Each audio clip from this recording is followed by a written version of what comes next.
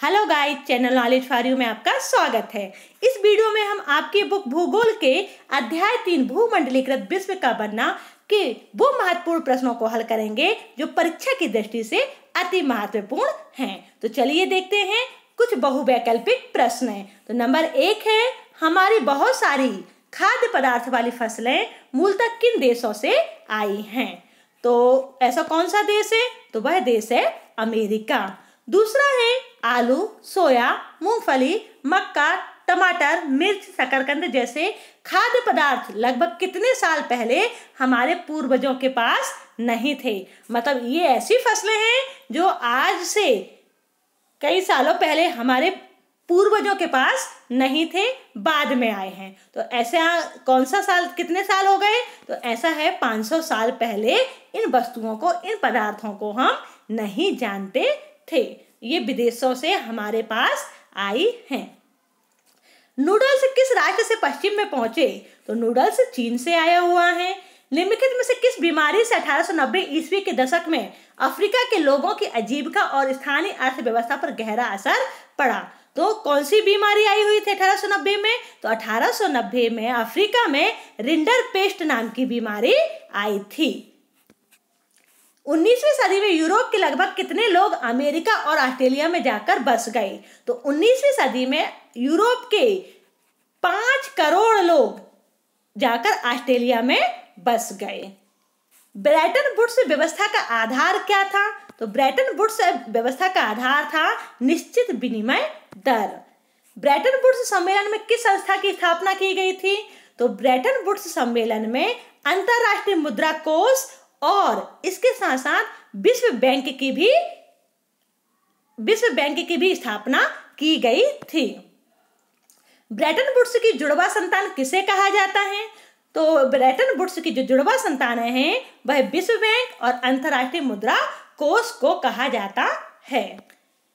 18वीं सदी तक निम्नलिखित में से किन देशों को सबसे धनी देशों में गिना जाता था? मतलब सबसे अमीर देश कौन से थे? तो वह देश थे भारत और चीन। कैनाल कॉलोनी किसे कहा जाता था? तो नहर के किनारे बसने वाले लोगों को की जो कॉलोनी होती थी उन्हें कैनाल कॉलोनी कहा जाता था। सन 1800 के आसपास निर्यात में सूती कपड़े का प्रतिशत कितना था? तो सन 1800 में सूती कपड़े का जो निर्यात जो था वह 30% था। साम्राज्यवादी देशों ने अफ्रीका का किस समझौते के तहत बंटवारा किया था? 1885 बर्लिन समझौते के तहत बंटवारा किया गया था। प्रथम विश्व युद्ध कब शुरू हुआ था? प्रथम विश्व युद्ध 1914 में शुरू हुआ था। चटनी म्यूजिक कहाँ लोकप्रिय था? चटनी म्यूजिक त्रिनिदाद और गुयाना में प्रसिद्ध था। अमेरिका पर अधिकार करने वाले प्रथम 2 यूरोपीय देश के नाम बताइए। तो 2 यूरोपीय देश हैं स्पेन और पुर्तगाल। यूरोपीय लोगों के साथ कौन सी बीमारी दक्षिण अमेरिका महाद्वीप में आई? तो जो यूरोपीय लोग थे उनके साथ कौन सी बीमारी आई थी? चेचक नामक बीमारी उनके साथ पहुंची थी। आर्थिक मंदी का सबसे बुरा असर किस देश पर पड़ा? आर्थिक मंदी का सबसे बुरा असर अमेरिका पर पड़ा। 1923 में विश्व को पूंजी देने वाला और विश्व का सबसे बड़ा कर्जदाता राष्ट्र कौन था? तो सबसे ज्यादा पूंजी देने वाला 1923 में जो सबसे ज्यादा पूंजी देने वाला जो राष्ट्र था वह था अमेरिका, और विश्व में सबसे बड़ा कर्जदाता कौन सा राष्ट्र था? वह था अमेरिका। निम्नलिखित में से किन्हें मित्र राष्ट्र समझा जाता था? तो मित्र राष्ट्र समझा जाता था ब्रिटेन को, फ्रांस को और रूस को। हैदराबादी सिंधी व्यापारियों ने किस दशक में दुनिया भर के बंदरगाहों पर अपने बड़े बड़े एम्पोरियम खोल दिए? तो हैदराबादी जो सिंधी थे उन्होंने 1860 के दशक में अपने बड़े बड़े एम्पोरियम खोल दिए थे। जीतने के लिए स्पेनिश सेनाओं द्वारा प्रयोग किया गया सबसे शक्तिशाली हथियार कौन सा था? तो सबसे शक्तिशाली हथियार उनके पास कीटाणु थे। ठीक। आर्थिक महामंदी की शुरुआत किस वर्ष में हुई थी? तो आर्थिक महामंदी की शुरुआत 1929 में हुई थी। 1928 से 1934 के बीच भारत में गेहूं की कीमत कितने प्रतिशत गिर गई? तो 1928 से 1934 के बीच में भारत में गेहूं की कीमत 50% गिर गई थी। ब्रेटन वुड्स व्यवस्था क्या थी? तो ब्रेटन वुड्स जो व्यवस्था थी वह युद्धोत्तर का मतलब होता है युद्ध के बाद जो कंडीशन होती है, जो दशा होती है ना। तो युद्ध के बाद जो कंडीशन थी, तो युद्धोत्तर अंतर्राष्ट्रीय आर्थिक व्यवस्था।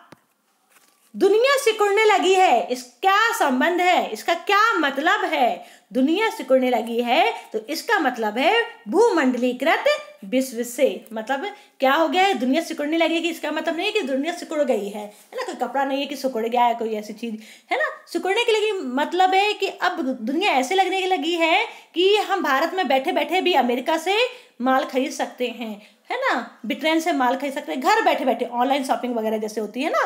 तो इस तरीके से भूमंडलीकरण जो आता है, तो इसलिए कहा गया कि दुनिया सिकुड़ने लगी है। ब्रेटन वुड्स कॉन्फ्रेंस के दौरान निम्नलिखित में से किन संस्थाओं की स्थापना हुई थी? तो ब्रेटन वुड्स कॉन्फ्रेंस के दौरान विश्व बैंक और IMF की स्थापना हुई थी, जिसे जुड़वा संतान भी कहा जाता है। निम्नलिखित में से कौन सा देश विश्व बैंक और IMF के किसी भी फैसले को वीटो कर सकता था? तो कौन सा देश था जो वीटो कर सकता था? वह था अमेरिका। G77 क्या है? तो G77 विकासशील देशों का समूह है। बर्लिन का समझौता किस वर्ष हुआ? बर्लिन का जो समझौता हुआ था वह 1885 ईस्वी में हुआ था। विश्व आर्थिक मंदी का भारत पर क्या प्रभाव पड़ा? तो नंबर आ, आयात निर्यात बढ़ गए थे। तो बिल्कुल सही है कि आयात और निर्यात दोनों ही बढ़ गए थे। विश्वव्यापी आर्थिक मंदी का सबसे अधिक प्रभाव किस देश पर पड़ा? तो आर्थिक मंदी का प्रभाव हम पहले भी देख चुके हैं कि अमेरिका पर सबसे अधिक पड़ा था। किस महाद्वीप को मानव का घर कहा जाता है? तो अमेरिका को मानव का घर कहा जाता है। द्वितीय विश्व युद्ध कब तक चलता रहा? द्वितीय विश्व युद्ध 1945 ईस्वी तक चलता रहा। जो द्वितीय विश्व युद्ध था वह 1939 मतलब 1939 से शुरू हुआ था और कब तक चला था? 45 तक चला था। अब आता है प्रश्न दूसरा, रिक्त स्थानों की पूर्ति कीजिए। पास्ता अरब यात्रियों के साथ 5वीं सदी में खालिस्तान पहुंचा, जो अब इटली का ही एक टापू है। तो ये कहाँ भरेंगे अपन रिक्त स्थान में? सिसिली भरेंगे। सिसिली पहुंचा, ठीक। अपनी खोज से पहले लाखों साल से अमेरिका का दुनिया से कोई संपर्क नहीं था। अर्थशास्त्रियों ने अंतर्राष्ट्रीय आर्थिक विनिमय में 3 तरह की गतियों या प्रवाहों का उल्लेख किया है। 1885 में यूरोप के ताकतवर देशों की एक बैठक हुई थी। तो वह बैठक कहां पर हुई थी? बर्लिन में हुई थी। अब आता है प्रश्न नंबर 3, सही जोड़ी बनाइए। तो यहाँ पर हम सही जोड़ी बना लेते हैं। ब्रिटेन, फ्रांस, अमेरिका और सोवियत संघ, ठीक। तो ये क्या चीज है? ये जो आपके हैं मित्र राष्ट्र हैं, है ना। ये क्या है? मित्र राष्ट्र हैं। गेट की स्थापना कब हुई थी? गेट की स्थापना 1947 को हुई थी। क्रिस्टोफर कोलंबस ने अमेरिका की खोज की थी। 1 सितंबर 1929 को जर्मनी द्वारा पोलैंड पर आक्रमण किया गया था। सेसिल रोड पहला यूरोपीय था और सिल्क मार्ग एशिया, यूरोप और उत्तरी अमेरिका से जुड़ा हुआ है। फिर है इसके बाद आपका कार निर्माता। तो कार किसके द्वारा बनाई गई थी? कार निर्माता कौन थे? Henry Ford. धुरी शक्तियां कौन सी हैं? धुरी शक्तियां हैं आपकी जर्मनी, जापान, इटली। संयुक्त राष्ट्र मौद्रिक एवं वित्तीय जो सम्मेलन हुआ था वो कहां पर हुआ था? तो जो संयुक्त राष्ट्र मौद्रिक सम्मेलन हुआ था वह न्यू हैम्पशायर के ब्रेटन वुड्स में हुआ था। भारतीय कपास का निर्यात हुआ, तो भारतीय कपास का जो निर्यात हुआ था सबसे अधिक कहां पर हो रहा था? वह हो रहा था यूरोपीय देशों में। और G77 क्या है? तो G77 विकासशील देशों का संगठन है। अब आता है कि एक सत्य असत्य बताइए। तो बीमारी फैलाने वाले कीटाणुओं का दूर दूर तक पहुंचने का इतिहास 7वीं सदी तक ढूंढा जा सकता है। सत्य है यह है। व्यापार और सांस्कृतिक आदान प्रदान दोनों प्रक्रियाएं साथ साथ नहीं चलती थी। असत्य। 18वीं सदी के आखिरी दशकों में ब्रिटेन की आबादी तेजी से बढ़ने लगी थी। बिल्कुल सही है। कार्ला के निरस्त हो जाने के बाद बहुत अधिक कीमत पर खाद्य पदार्थों का आयात निर्यात किया जाने लगा, तो यह असत्य है।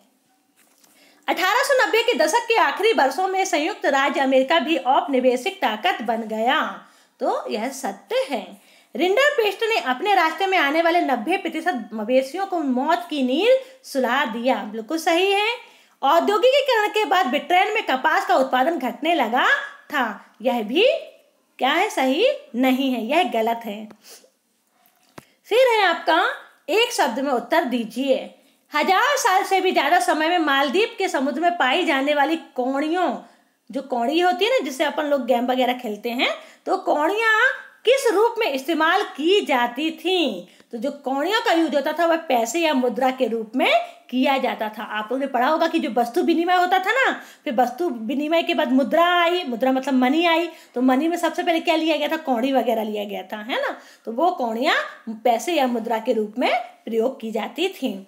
पेरू और मैक्सिको की खदानों में किस धातु के उत्पादन ने यूरोप की धन संपदा को बढ़ाया? तो चांदी। 1890 ईस्वी के दशक तक कौन सा राष्ट्र औपनिवेशिक ताकत के रूप में उभरा? अमेरिका। भारत में दुनिया के अन्य देशों में भेजे गए अनुबंधित मजदूरों को क्या कहा जाता था? तो उन मजदूरों को गिरमिटिया मजदूर कहा जाता था। विश्व बैंक और IMF ने औपचारिक रूप से काम करना कब शुरू किया? 1947 में काम करना शुरू किया।